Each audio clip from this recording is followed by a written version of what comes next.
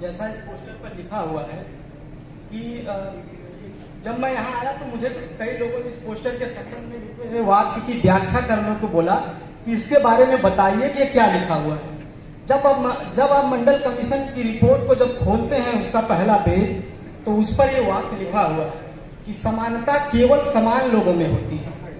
असमान लोगों को समान के बराबर रखना असमानता को स्थिरता प्रदान करना होता है।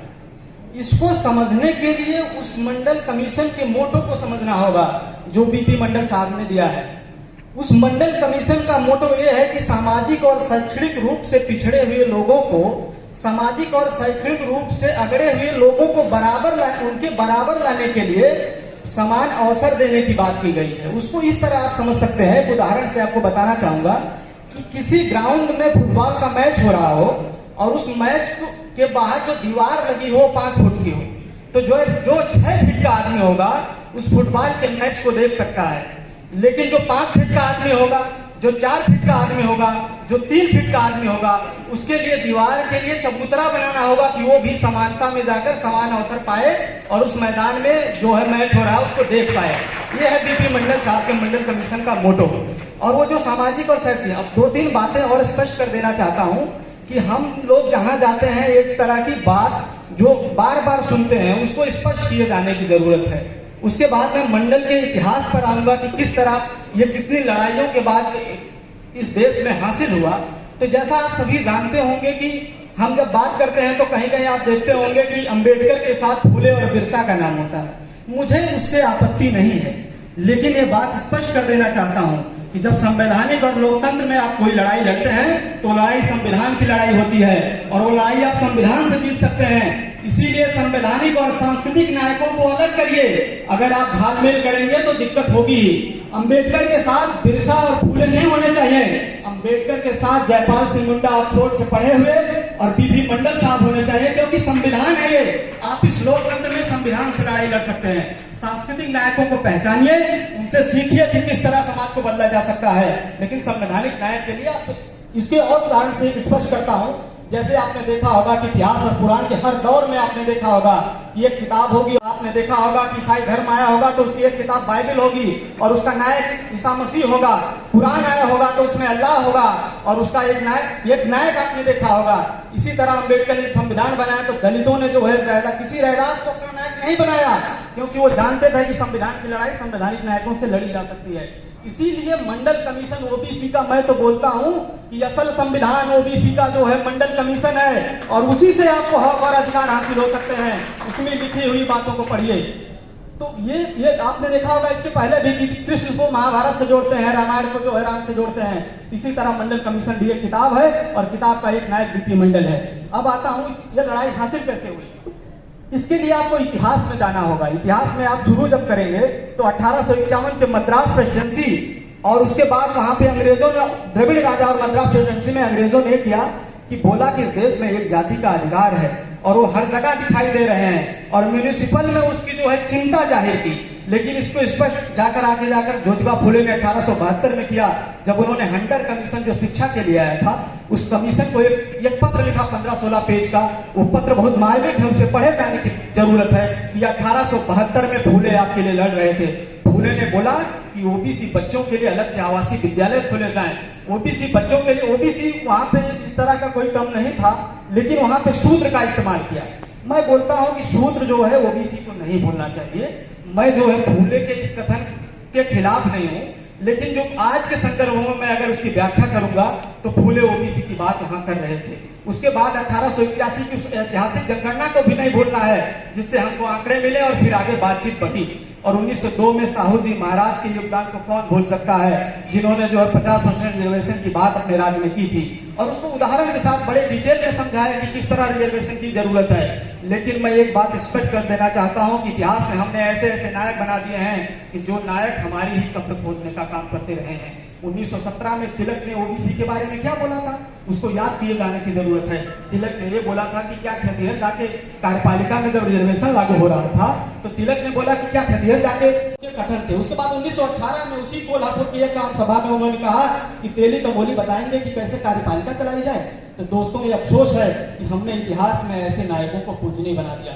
अब आगे बढ़ते हुए इतिहास में कई सारे भ्रमों में से एक भ्रम है, मैं किसी नायक के खिलाफ नहीं हूं, लेकिन ये बात स्पष्ट कर देना चाहता हूं कि 1931 के पूना पैक्ट की जब बात होती है तो बार बार कहा जाता है कि ओबीसी के हक की बात की गई है, लेकिन दोस्तों आपको बता देना चाहता हूं कि पूना पैक्ट में किसी भी ओबीसी के हक की बात नहीं की गई है। और इसी बात को मैं आगे बढ़ाते हुए कि मेरे आजमगढ़ में एक शायर हुए कैफी आजमी, उन्होंने एक शेर लिखा है कि मैं जब यहाँ आया तो मुझे काफी अच्छा लग रहा है। उसी संदर्भ में बात कहना चाहता हूँ, कैफी साहब ने कहा था कि कोई तो सूद चुकाए, कोई तो जिम्मा ले उस इनकलाब का जो अब तक उधार सा है।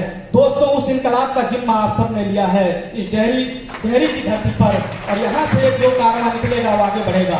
दोस्तों आता हूँ संविधान सभा की उस महान बहस पर जहाँ ओबीसी की बात होनी थी।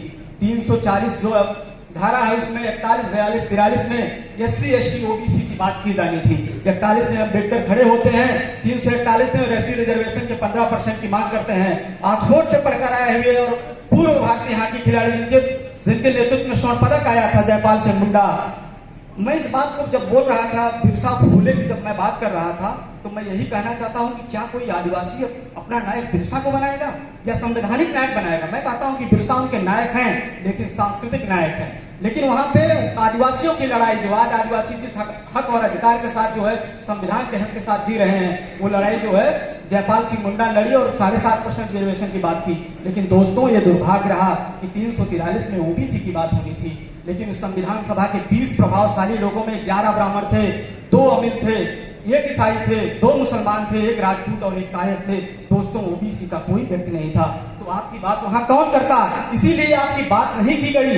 11 दिसंबर 1946 को पंजाब देशमुख जो महाराष्ट्र के थे, उन्होंने पहली बार ये बोला कि इस देश में एक अदर बैकवर्ड क्लासेस है। उसके बाद 13 दिसंबर 1946 को नेहरू ने भी इसको रेखांकित किया, लेकिन दोस्तों किसी ने जोर देकर नहीं कहा और वो लागू रिजर्वेशन नहीं हो सका। उसके बाद उसके लिए बहाने क्या बनाए गए कि आगे जब जाति जनगणना होगी तो ओबीसी को उसके हक और अधिकार दिए जाएंगे, जबकि दोस्तों SC ST रिजर्वेशन 1931 की जनगणना के हिसाब से दिया गया था। ओबीसी को दिया जा सकता, लेकिन देर की गई।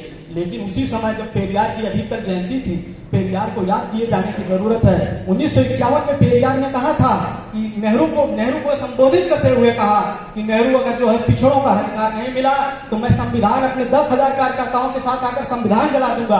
और वो दौर है किस तरह किया गया। और जिस नेहरू को आप मानते हैं कि नेहरू इतने महान व्यक्तित्व थे, मैं नेहरू के ऊपर जो है क्वेश्चन करता हूं कि नेहरू ने 1961 में भारत के मुख्यमंत्रियों को क्यों पत्र लिखा कि अगर जात के आधार पर रिजर्वेशन लागू होगा तो देश रसातल में चला जाएगा।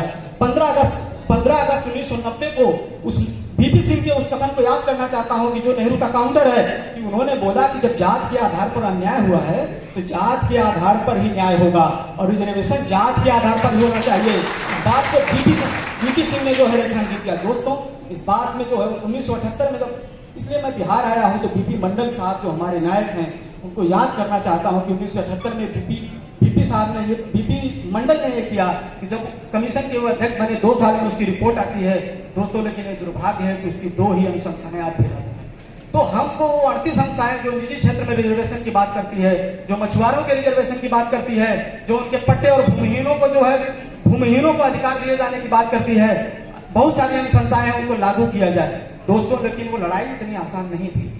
उसी संसद में आप समझिए कि 7 अगस्त 1990 को जब मंडल कमीशन लागू हुआ तो मंडल विरोधियों ने पूरे देश में माहौल बनाना शुरू कर दिया। और ये माहौल खास करके जब लाल किले की प्राचीर से बीपी सिंह ने पहली बार 15 अगस्त 1990 को संबोधित किया तो उसके बाद जो है देश में उसके खिलाफ एक माहौल बनना शुरू हुआ। दोस्तों 4 अक्टूबर 1990 को मैं रामविलास पासवान को याद करना चाहता हूं, इसी बिहार से। आप रामविलास पासवान को अगर आज के संदर्भों में देखेंगे तो शायद भूल करेंगे। रामविलास पासवान ने कहा था कि अगर आरक्षण विरोधी इसी तरह सड़कों पर निकलकर विरोध करते रहे तो एक दिन हमारे बच्चे भी सड़कों पर निकलेंगे और मंडल विरोधियों का जवाब देंगे। ये कोई नेता आज बोल सकता है दोस्तों? नहीं बोल सकता है। मायावती ने इसको सपोर्ट किया, कांसीराम ने इसको सपोर्ट किया और शरद यादव ने सपोर्ट, बहुत सारे इस बिहार की धरती से निकले हुए नेताओं ने सपोर्ट किया था इसको। लेकिन दोस्तों 1990 की उस बहस को बार बार इसलिए मैं याद कर रहा हूं कि वो लड़ाई को, मैं उस लड़ाई को फ्रांस की क्रांति से जोड़ता हूं 1789 की, जो ये अफर्मेटिव एक्शन था। इस पूरे देश को बदल कर रख दिया, जिसने 52 राष्ट्र की 52% आबादी को उसके हक और अधिकार की बात की।